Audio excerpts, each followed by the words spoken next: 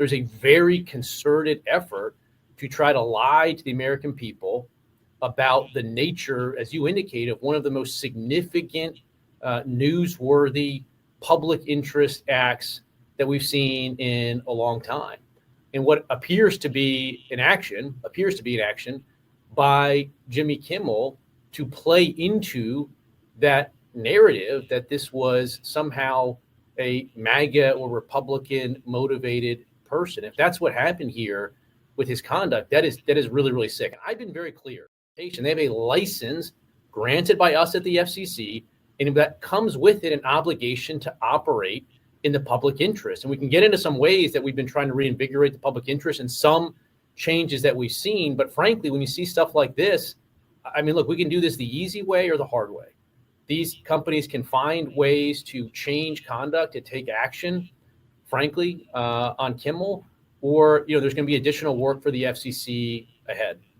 Obviously, look, there's calls for Kimmel to be fired. I think, you could certainly see a path forward for suspension over this. And again, the FCC is going to have remedies that we could look at.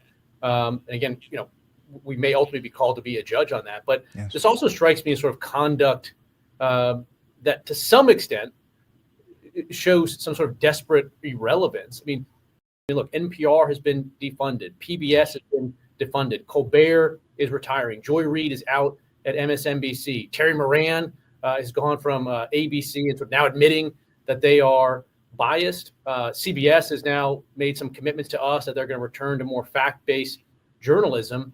And so I think you see some lashing out from people like Kimmel, who are frankly talentless.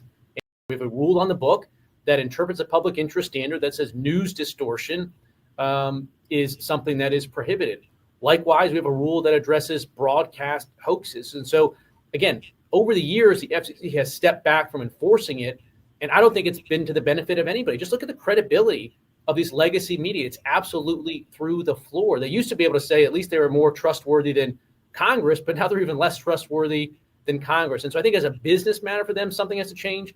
And at the FCC, we need to reinvigorate this. So again, there's actions that we can take on licensed broadcasters. And frankly, I think that it's really sort of past time that a lot of these licensed broadcasters themselves push back on Comcast and Disney and say, listen, we are going to preempt. We are not going to run Kimmel anymore until you straighten this out, because we licensed broadcaster are running the possibility of fines or license revocation from the FCC if we continue to run content that ends up being a pattern of news distortion. So I think, again, Disney needs to see some change here, but the individual licensed stations that are taking their content, it's time for them to step up and say, this, garbage, to the extent that that's what comes down the pipe in the future, isn't something that we think serves the needs of our local communities. But a final question to you. Do you believe that what Jimmy Kimmel said rises to the level of news distortion?